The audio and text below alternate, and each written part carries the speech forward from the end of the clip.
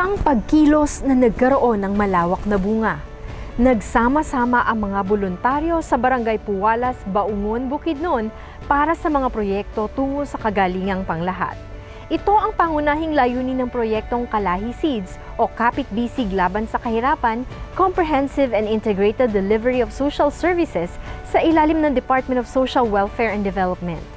Dahil sa Kalahi Seeds, 3 sub-projects ang naitayo ng mismong mga residente para sa pakinabangan ng kapwa mamamayan.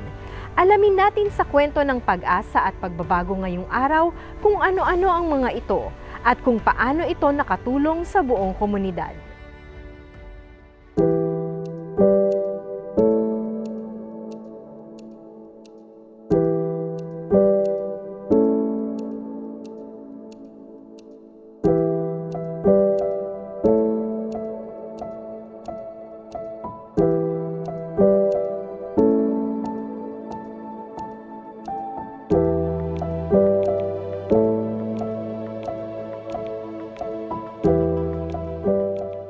Sa malawak na lupain ng Bukidnon, kung saan ang mga bundok ay tila bantay ng bawat komunidad, may mga lugar na nananatiling malayo sa pangunahing serbisyong panlipunan.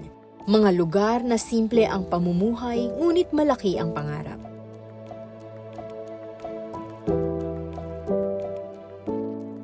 Isa na rito ang Barangay Puwalas sa Baungon, Bukidnon.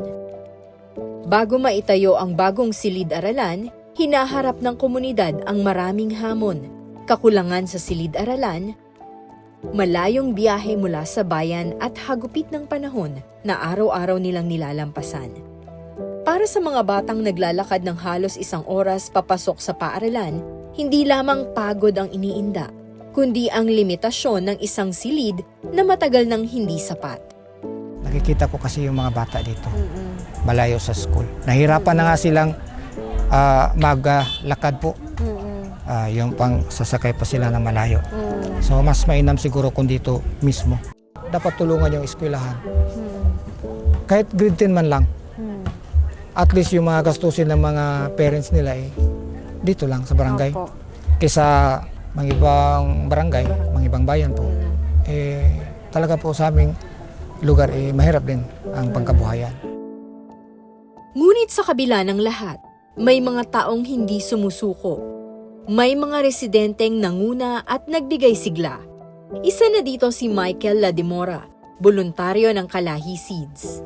Sa amin po sa Kalahi Seeds is 50 plus po kami mga volunteers. Tapos ako yung nanguna, mahirap din. Hindi mo talaga basta-basta makuha yung atensyon ng mga kasamahan mo. So pinilit ko naman yung sarili ko na kayanin yun. Hindi naman mabigat, pero obligasyon ko na talaga mag-volunteer siguro.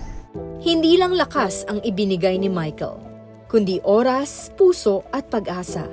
Araw-araw siyang kasama ng iba pang volunteers, nagbubuhat, nagkukumpuni, nagpaplano, upang matapos ang proyekto sa itinakdang araw. Before implementation, may seminar kami. Tutok kami doon.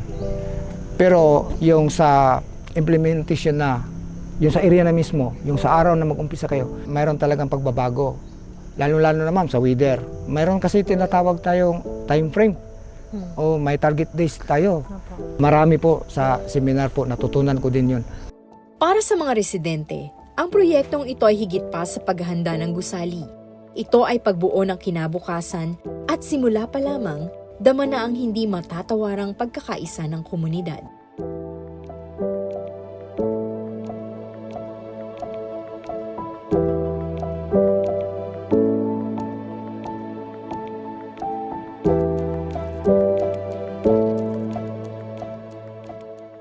Katabang mi sa mga volunteers, among gitigom ang mga volunteers ug unsa among nami mga budget para sa pagpakaon sa ilaha, nakahatag pod mi og snacks. Bawat pako, bawat hollow block, bawat timba ng tubig, may kaakibat na kwento ng sakripisyo. At sa likod ng tagumpay na ito, may gabay na nagmula sa programang hatid ng DSWD para sa pamayanan. Hindi magtatagumpay ang proyekto ng komunidad kung walang gabay at pagsasanay mula sa Kapit Bisig Laban sa Kahirapan, Comprehensive and Integrated Delivery of Social Services o Kalahi Seeds.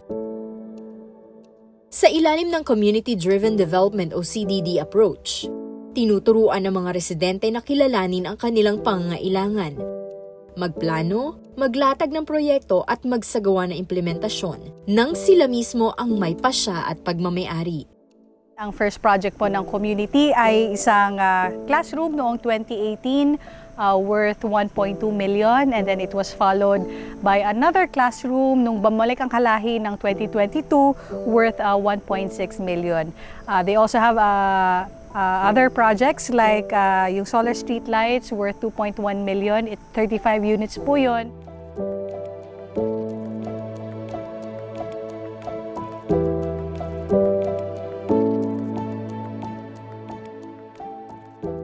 At saka ito ang footpath worth 700,000, still in 2022.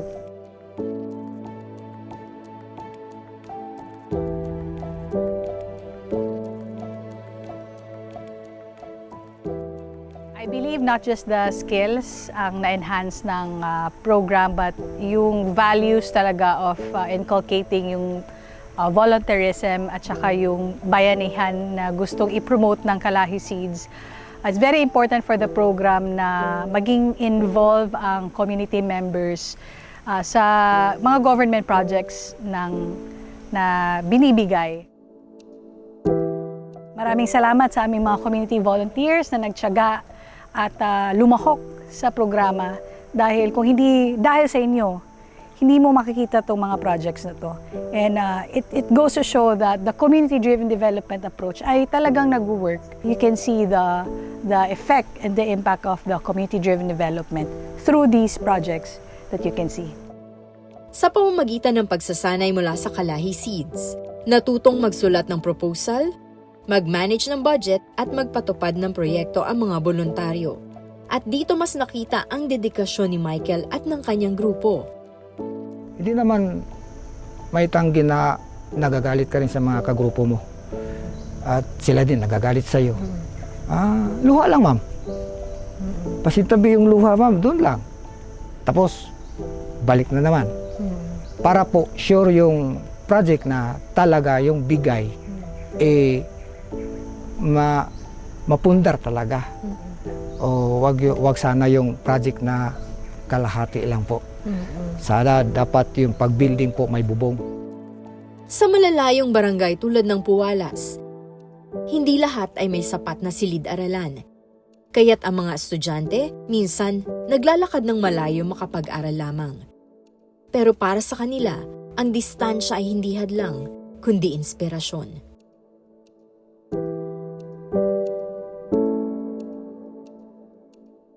Ano pong sukat nito, sir? Itong classroom? 7x9 po, ma'am, meters. 7x9. 7 yung width niya, tapos yung haba niya is 9 meters po. So ito pong blackboard kasama sa... Kasama na po yan, ma'am. po, sa budget ng project. At saka, Tapos yung teacher's table, Teacher's tapos yung mga table. upuan po ng mga estudyante. Bale, Kompleto ilang na po yun. estudyante po yun na nandito? 30 plus po, ma'am. 30 plus Oo, 30 plus. students. Oh, gaganda pa na upuan, oh. Mukhang matibay, oh. Tapos po, meron kayong magkahiwalay na Oo, pambabae po at saka panglalaki po. CR for girls, and then CR for boys. Ito po kasama din, itong mga tables. Sa kanina na lang, ma'am, sa teachers na po yan. Yung package lang po dito is yung mga upuan, tapos yung teacher's table, blackboard. Habang lumilipas ang mga araw ng pagtatrabaho, mas tumitibay ang loob ng mga volunteers. Mas lumalawak ang kanilang partisipasyon at mas lumilinaw ang pangarap nilang maitaguyod ang kinabukasan ng mga bata. Ang long-term effect sa among project sa Kalahi diri sa Barangay Puwalas, labi na tong among sa school building nga nakahatag siya og suporta sa education diri sa among barangay. Kay ang among mga estudyante nga didto na sa Indahag nag-eskwela sa grade 7, nabalik na sila diri sa Puwalas, diri ra gid nag-eskwela. At sa wakas, tumayo ang pangarap sa gitna ng kanilang komunidad. Ang bagong silid-aralan na hindi lamang gawa sa semento at kahoy, kundi pinagtibay ng pagkakaisa, malasakit at pag-asa. Nais ko pong magpasalamat po sa programa ng Kalahi Seeds na galing po ng DSWD. Kung siguro, kung hindi po sa way ng Kalahi, kaming mga ordinaryo lang pong naninirahan dito sa aming barangay, wala po kami matututunan. Tapos, talaga yung project po, nakikita ko naman na mahalaga po. Mabigat na po yung 1.4 million, 1.2 million, hindi namin maasahan yan na makukuha namin sa barangay. So, laki po namin pasalamat sa mga kasamahan ko din. Wala pong kapantayo yung pasasalamat namin po sa programa ng Kalahi Seeds under DSWD po. Dako gid namong pagpasalamat sa DSWD o sa ahensya nga naghatag anang mao nga project tungod kay dako siya gikatabang sa edukasyon sa among mga kabataan. Kay og wala na siya, wala gid mi klasihan atong panahona. So dako gid siya gikatabang. Basta dako ka namang pagpasalamat yun. Sa bawat proyektong tulad nito, mulit-muling pinatutunayan ng Kalahi Seeds at ng mga komunidad na Pilipino na ang tunay na pagbabago ay nagsisimula sa sama-samang pagkilos. Dito sa Baungon, Bukidnon, isang silid-aralan ang itinayo, isang kinabukasan ang binuksan, at isang kwento ng pag-asa ang patuloy na isinusulat ng mga taong may busilak na puso para sa kanilang bayan. Hindi ko naman ninais, ma'am, na nila ako. Ma-recognize, kumbaga yung hirap ko is. Hindi ko naman gustong suklian eh. Ang sa akin lang is gawa lang tayo ng gawa.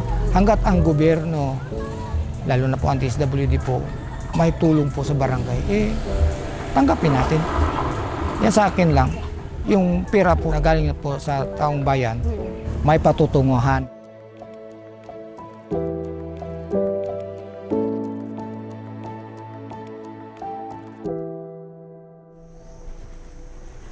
Bawat mamamayan ay may kanya-kanyang paraan upang makatulong sa kanilang komunidad. Nariyan ang pagtulong sa mga proyekto ng barangay, paglilinis ng bakuran, pagsunod sa mga ordinansa at pagkakaroon ng disiplina. Kadalasan, dito makikita ang malasakit sa bawat isa, mula sa pinakamaliit hanggang pinakamalaking unit ng bansa. Tunay na ang pagbabago at kaunlaran ay magsisimula sa iyo mismo, sa tao, sa mamamayan. Makialam at makisama sa proyekto ng lahat, para sa lahat. Naway nabigyan po namin kayong muli ng kapupulutan ng aral sa araw na ito.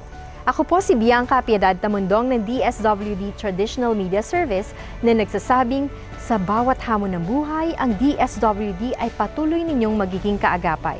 Hanggang sa susunod na Martes, abangan po ninyong muli ang isa na namang kwento ng pag-asa at pagbabago.